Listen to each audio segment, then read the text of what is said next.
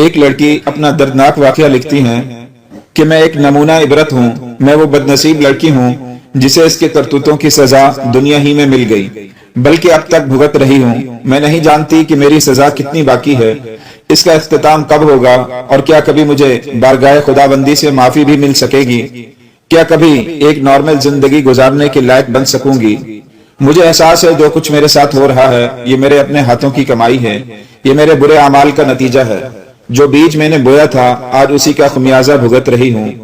میں چاہتی ہوں کہ لوگ مجھ سے عبرت حاصل کریں، میری لا حاصل زندگی سے سبق سیکھیں، اور جو غلطیاں میں نے کی اور سزا کی حقدار ٹھہری کوئی اور اس انجام کا شکار نہ ہو۔ میری عمر محض 23 سال ہے، میرا تعلق ایک متوسط گھرانے سے ہے، میں ایک خوشحال زندگی گزار رہی تھی، کوئی غم فکر پریشانی لاحق نہیں تھی۔ والدین نے ہمیشہ ہماری ہر ضرورت کا خیال رکھا، زندگی میں کبھی کسی چیز کی کمی محسوس نہ ہونے دی، جو چیز بھی مانگی قدموں میں لا کر ڈھیر کر دی۔ پھر ایک اچھا رشتہ دیکھ کر میری شادی کر دی، شوہر بھی بہت نیک اور خوش اخلاق تھے۔ نئے گھر میں بھی تمام افراد ملنسار اور اچھے ملے۔ گھر میں میری 3 جٹھانیاں بھی تھی اور گھر کے کام وغیرہ کا ذمہ ہم چاروں بہوؤں کا تھا، کیونکہ میری ساس بہت بوڑھی اور ضعیف تھی، وہ جوڑوں کے سخت درد میں مبتلا تھی اور بیڈ پر تھی۔ کھانا پینا، ضروریات زندگی اور قضائے حاجات تک کے لیے دوسروں کی محتاج تھی۔ روز انہیں ناشتہ، دوپہر اور رات کے کھانے کے علاوہ ان کی صفائی ستھرائی کا خیال رکھنا ہم سب کی مشترکہ ذمہ داری تھی۔ ترتیب کچھ یوں تھی کہ روزانہ ایک بہو ان کی خدمت کرتی، باقی گھر کے دوسرے کام دیکھتی۔ اس طرح ہر ایک کی باری چوتھے دن آتی تھی۔ اگرچہ یہ بہت مشکل کام تھا مگر میری جٹھانیاں اسے بخیر و خوبی سر انجام دیتی تھی۔ البتہ مجھ سے کمی کوتاہی ہو ہی جاتی تھی۔ شروع میں انہیں سنبھالنے میں مجھے بہت مشکلات پیش آئی۔ میں سوچتی تھی پتہ نہیں خدا نے ہمیں اتنی بڑی آزمائش میں کیوں مبتلا کیا ہوا ہے۔ وقت اسی طرح گزرتا رہا۔ شادی کے 6 ماہ بعد ہی میرا دل ساس کی خدمت سے اچاٹ ہو گیا۔ میری جٹھانیوں کا ان سے صرف ساس بہو کا رشتہ تھا، جبکہ وہ میری پہلے سے ہی قریبی رشتہ دار تھی۔ میرا جی گھبرانے لگا اور میں کچھ چڑچڑی سی ہو گئی۔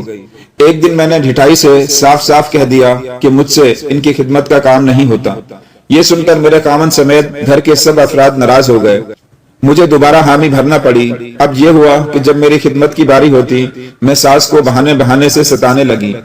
مثلا کبھی وہ پانی مانگتی تو میں جان بوجھ کر دیر کر دیتی، کبھی انہیں قضائے حاجات کی ضرورت ہوتی اور مجھے بلاتی، میں جان کر بھی انجان بن جاتی، کبھی وہ کوئی اور چیز مانگتی تو میں دینے سے ہی انکار کر دیتی۔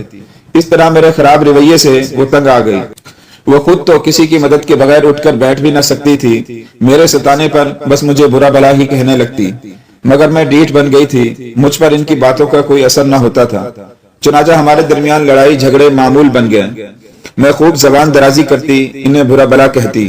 میری ساس میری جٹھانیوں سے خوش تھی کیونکہ وہ دل و جان سے ان کی خدمت کا فریضہ سر انجام دے رہی تھی، لیکن میں نے انہیں اتنا ستایا کہ وہ مجھ سے نفرت کرنے لگی تھی۔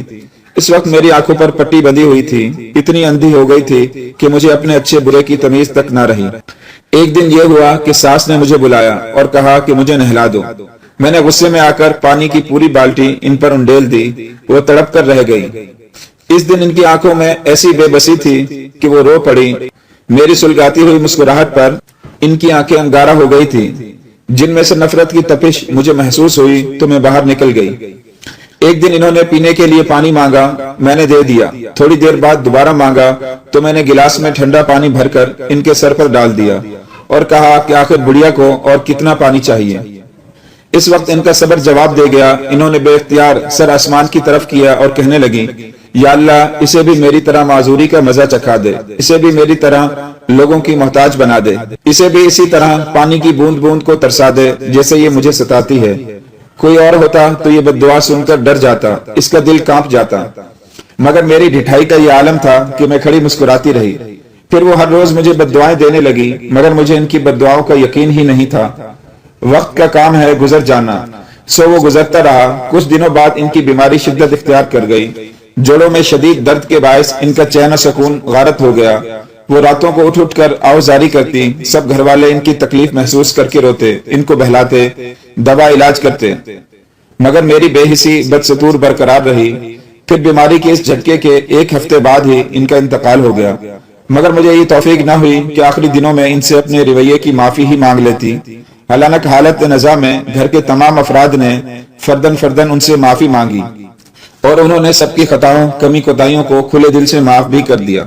मगर मुझ बदबख्त पर तो शायद अल्लाह का गजब था कि मुझे माफी मांगने की तौफीक नहीं हुई। इनके इंतकाल के कुछ दिनों बाद ही मेरी जिंदगी थी। अस्पताल गए तो अल्लाह ताला ने अपनी नेमत से नवाजा। एक नन्हा सा मेहमान हमारी फैमिली का हिस्सा बन गया। मगर यहीं से मेरी मुश्किलात का आगाज हो गया। हम लोग वापस घर आ गए। मेरी तबीयत ठीक नहीं थी, मुझे शदीद बुखार हो गया। मेरी हालत दिन ब दिन बिगड़ती जा रही थी। कमजोरी और खून की शदीद कमी के बायस गुर्दों ने काम करना छोड़ दिया। इस दौरान मेरे टेस्ट हुए तो लेडी डॉक्टर ने फौरन किसी बड़े अस्पताल जाने का मशवरा दिया। मुझे अस्पताल में दाखिल करवा दिया गया। इसके बाद मुझे अपना होश हवास न रहा। मेरी वालिदा बताती हैं कि मैं कई दिनों तक बेहोश रही। डॉक्टर आते रहे और इलाज का सिलसिला जारी रहा। 2 माह तक मैं वहां एडमिट रही। इस दौरान मुझ पर इंकशाफ हुआ कि गुर्दों में खराबी के बायस पेशाब बंद हो गया है।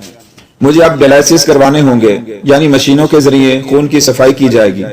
2-2.5 माह के बाद मुझे अस्पताल से फारिग कर दिया गया, लेकिन मेरी आजमाइश खत्म नहीं हुई। हर तीसरे दिन मुझे डायलिसिस के लिए अस्पताल ले जाया जाता है। अब मैं घर में एक चारपाई पर पड़ी रहती हूँ। अपने हर अमल के लिए दूसरों की मोहताज बनकर रह गई हूँ। मैं खाना मांगती हूँ तो मुझे परहेजी खाना मिलता है।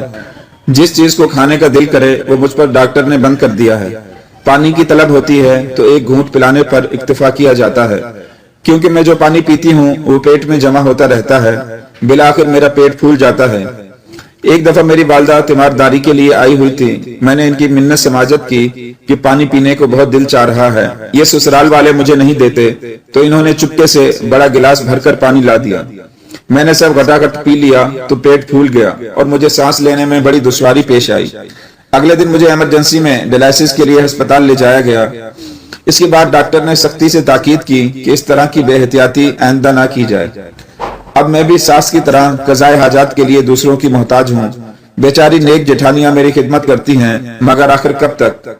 अपनी बीमारी की वजह से मैं बेहद चिड़चिड़ी भी हो गई हूँ। मुझे तो नहीं पता चलता, मगर अम्मी बताती हैं कि मेरा ज़हनी तवाज़ुन भी खराब हो गया है। सारी रात मैं चिल्लाती रहती हूँ, लोगों को बुरा भला कहती हूँ।